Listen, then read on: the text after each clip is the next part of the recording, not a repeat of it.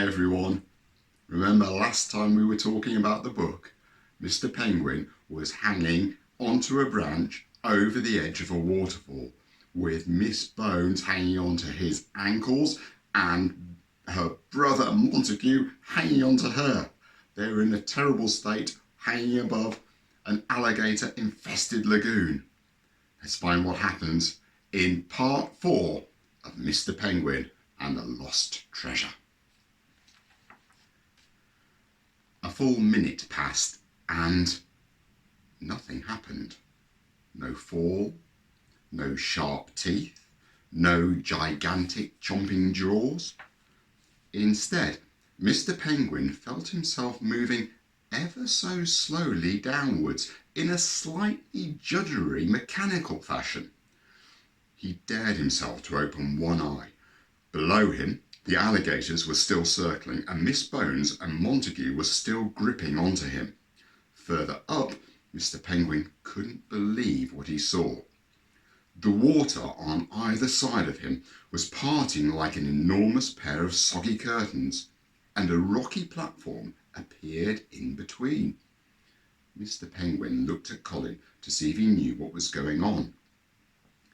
"I think this branch might actually be a lever," his pad said. Mr. Penguin watched as the platform slid slowly out from behind the waterfall and came to a grinding stop just under Montague's feet. The gigantic man stepped gently down onto it. "Well, don't just stand there with your mouth open," cried Miss Bones. "Help me!" Montague plucked her down from where she was dangling and then caught Mr. Penguin and placed him on the platform beside Miss Bones. Colin quickly untangled Mr. Penguin's bag from the branch lever and lowered himself down on a web to join the gang. The balcony-like platform led to an entrance of a cave. They all shuffled inside to dry off and gather themselves. "Phew," panted Mr. Penguin. "That was lucky. We were almost lunch." That made him remember his lunch, so he checked his bag to see how his sandwich was holding up after the unexpected splash in the river. It was slightly soggy on the edges, but it would do. Mr. Penguin popped the satchel over his shoulder and gave it a cheerful pat. "Right," he said. "What should we do now? Go back to the museum and dry off?" "Go back to the museum?" said Miss Bones, emptying river water out of her court shoes. "But we haven't found the treasure yet." Mr. Penguin's beak fell open. Surely she was joking. "Won't the O'Houlihan brothers have got it by now? They'll be halfway down near the Park Avenue." Of course, Mr. Penguin was a little bit disappointed that they'd been beaten to the treasure, but also quite relieved. That business with the alligators had been absolutely terrifying, and all he wanted to do now was sit somewhere warm, dry and safe and eat his sandwich. Sure, he wouldn't have anything to put in his piggy bank, but maybe that would be okay. Colin and I could do something else, he thought. We could re-advertise ourselves as gentle adventurers and only solve safe, easy problems. He looked at Miss Bones and quickly realised that going somewhere dry and warm for a lunch break wasn't going to happen. She was wringing out a cardigan with her mouth set in a very determined line. "We must find that treasure," she said firmly. "This museum depends on it." She was probably right, thought Mr. Penguin. They'd come this far. It would be silly to give in now and miss the chance of a handsome reward. And they hadn't been in the water that long. Maybe they could still beat the O'Houlihan brothers to it. He pulled out the map from his bag and ran his flipper over the dotted red line. He gasped and looked upwards, then back at the map. "Miss Bones," he cried, grinning his biggest, beakiest grin, "I think we might be in luck. If this cave goes where I think it does, it should lead us directly to where the treasure is hidden. I think we've stumbled across a secret shortcut." Miss Bones threw her shoes back on and leapt to her feet. "Then what are we waiting for?" she cried. Colin and Mr. Penguin led them through the gloomy cave. "If my calculations are correct," said Mr. Penguin after several minutes, The treasure should be just around this bend. They squeezed around the tight, rocky corner one at a time and shuffled into the chamber beyond. Mr. Penguin blinked. There, in front of them, in two huge overflowing treasure chests, were thousands and thousands of gold coins. Glittering among them were diamonds and rubies and sapphires, each one the size of Montague's fists, as well as gold crowns, silver tiaras, emerald bracelets and necklaces made from pearls as big as ping-pong balls. "Look at it all," said Mr. Penguin in awe. He hardly dared to breathe. "Isn't it just beautiful?" But before he could say anything else, he felt a sudden, dull wallop on the back of his head. The force threw him to the ground, and everything went black. Mr. Penguin opened his eyes and blinked for a few moments. He was aware of three things. Number one, his head felt a bit sore and dizzy, like he'd just come off a fairground waltzer, or like that time he'd fallen out of a hammock in his igloo. Number two, either the world had turned upside down, or he had. He thought about that for a few seconds and decided it was definitely him who was the wrong way up. Number three, he couldn't move. In fact, he was bound up with rope and dangling from his feet, while 3 hungry alligators waited in the lagoon below, licking their lips menacingly. He glanced about and saw that Colin was hanging in much the same way beside him. "What happened?" hissed Mr. Penguin. Colin shrugged as best he could within the rope, then glanced in the direction of his feet with some alarm. Mr. Penguin followed his gaze and gulped nervously. They were hanging from the edge of the stone platform in the middle of the waterfall, and the ropes they were dangling from were extremely frayed. Every second another stringy fibre pinged undone. Soon it would snap, and Mr. Penguin and Colin would hurtle down into the water and become the alligator's afternoon treat. Mr. Penguin groaned. This absolutely wasn't how his first adventure was meant to go. What on earth happened? He wondered. He closed his eyes and desperately tried to remember. The last thing he was completely sure of was that they'd found the treasure. He turned around to show Miss Bones and her brother, and then nothing. Nothing at all. He wrinkled his brow, trying to think, and wished that he could untangle one of his flippers so he could scratch his beak. That's always helped. Slowly, an idea formed in his mind, and it made his stomach do some somersaults with worry. "Colin," he hissed, "I think I know what happened. Those jewel thieves followed us to the treasure. They must have crept up behind us, knocked us over the heads with something, and run away with it." Colin wriggled about and managed to ping 2 of his 8 legs out of the rope. He scribbled something on his pad. But what happened to Miss Bones and her brother? As always, Colin made a good point. Mr. Penguin thought again.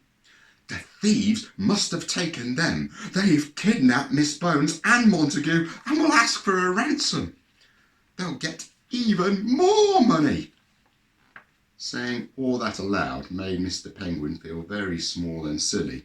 Not only had he got himself and his best chum Colin into trouble, but now Miss Bones and Montague were probably tied up somewhere and all the treasure had been stolen. The rope, creaking and groaning like an old staircase, turned his mind to the current problem. How were he and Colin going to escape? Mr. Penguin felt a bit clammy around the bow tie. Any second now, their ropes would snap, and that would be it. The end. He gulped. He closed his eyes. He waited. Then, all of a sudden, over the roaring sound of the waterfall and the thump, thump, thump of Mr. Penguin's heart, somebody shouted, "Cooey!" Who could that possibly be? Mr. Penguin snapped open his eyes and looked about. He couldn't believe it. Popping up out of the undergrowth near the lagoon came a wrinkly, smiling face. It was Edith Hedge, and on her head, as always, was Gordon. He didn't look quite as happy as Edith, but then it was very warm in the jungle and his feathers seemed a bit frazzled. "Edith!" cried Mr. Penguin. "What are you doing here?" Edith didn't say anything, but leapt into action as quickly as an elderly lady wearing 15 coats with a pigeon on her head could possibly manage. She clambered up through the tangle of plants around the lagoon, then disappeared behind the waterfall, before appearing again a few moments later, slightly soggy, on the ledge in the middle. First, she hauled Colin up to safety, then together they tried to retrieve Mr. Penguin. But as they pulled, the rope snapped. Edith gasped, Gordon squawked, and Colin's eyes bulged. As Mr. Penguin fell, one of the hungry alligators leapt up into the air. It opened its huge jaws, but it had misjudged the angle. Instead of landing in its open mouth, Mr. Penguin's head collided with the end of its rubbery snout, and he pinged straight back up into the air. Colin was ready with a web lasso. He hooked it around Mr. Penguin's feet and dragged him out onto the stone ledge. He landed with a very inelegant thud. Edith nimbly untied Mr. Penguin and sat him upright. "Thank goodness you're safe," said Edith. "Now all we need to do is get out of here as quickly as we can. We're in great danger." Mr. Penguin straightened his hat. "And we need to go and rescue Miss Bones and her brother from those jaw thieves." Edith suddenly looked very serious. "But Mr. Penguin," she said, "Boudica Bones hasn't got a brother. I think you've been tricked." "What?" cried Mr. Penguin. He stumbled backwards towards the edge. Edith caught him by the satchel just in time. "I don't understand." "Miss Bones hasn't got a brother," repeated Edith. "I knew something wasn't right this morning when I saw that the museum was closed. Then you told me about the treasure hunt. I thought, like you said, that was the reason the place was all shut up. But when you left, I went back to the park with Gordon, and I couldn't shake the funny feeling I had. I thought back over everything, and I remembered you saying that Miss Bones and her brother had asked you to come and find the missing treasure. Well, Miss Bones doesn't have a brother. She doesn't even have a sister. I've known her since she was a baby. I even knew her mum and her dad. I used to chat to them when they were pushing her around the duck pond in the park. I realised you could be in a lot of danger, so I followed you." Mr. Penguin couldn't believe his ears. It all sounded completely bonkers. 100 different questions bounced around his brain, but before he could ask any of them, Colin held up his pad. "So it was you we heard clonking and thumping at the door to come in?" It was now Edith's turn to look confused. "Clonking and thumping at the door?" she said. "No, that wasn't me. I just picked the lock with this. Easy as anything." She pulled a large hairpin from her bum bag and held it up proudly. "But when I got in, you'd all disappeared down here. Gordon and I had to come down those blooming steps in the pitch black, and then, of course, we were too late again. The four of you had disappeared into this jungle. I had to keep sending Gordon up high to see where you were going. And then I followed his directions, didn't I, Gord?" Gordon fluffed out his feathers importantly. "I don't move as quickly as I used to," Edith continued, "so all these plants were quite tricky to climb over, especially in my slippers." She waggled her feet.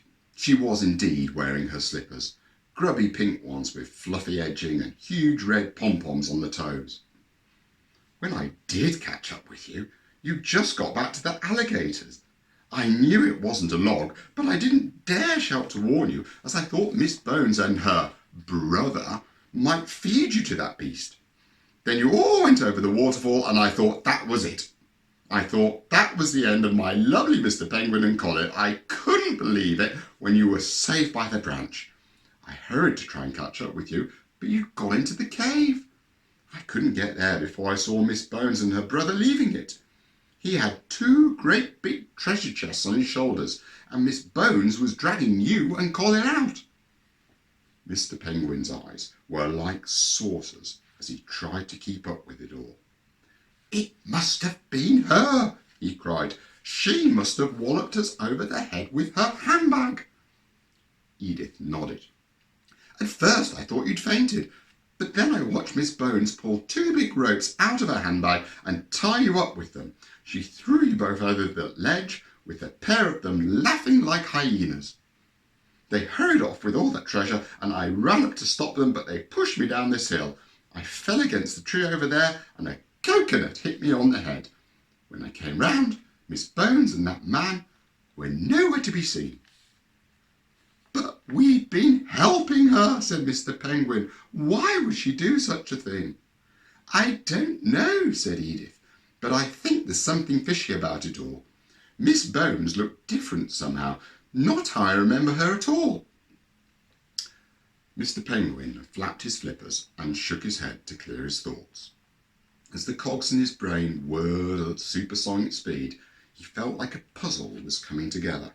He just needed the last piece for it to all make sense.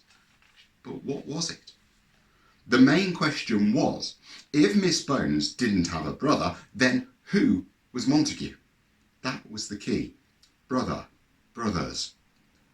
The final piece of the puzzle suddenly slotted into place, and Mr. Penguin clapped his flippers to his head. "Do you have your newspaper with you?" he asked Edith. "Of course," said Edith, fretting around in a bum bag. "But why?" Mr. Penguin took it from her and laid it on the floor. He pointed to a photograph on the cover.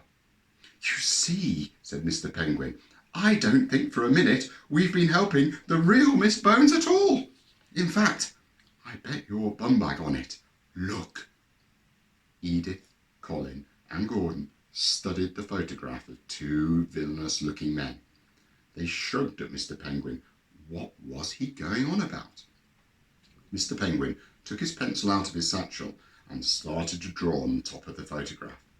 He drew a skinny moustache on Rory, the tall one, and scribbled some hair, glasses and lipstick on Brian, the small round one. Edith yelped. Colin gasped in capital letters. Gordon didn't say anything, but then he was generally unflappable. Miss Bones and her brother are none other than Brian and Rory O'Houlihan, said Mr. Penguin. They are the jewel thieves in disguise. That's the end of part 4. There's only one more part to this book. If you want to hear about it, let me know and join me for part 5 of Mr. Penguin and the Lost Treasure. Bye bye for now.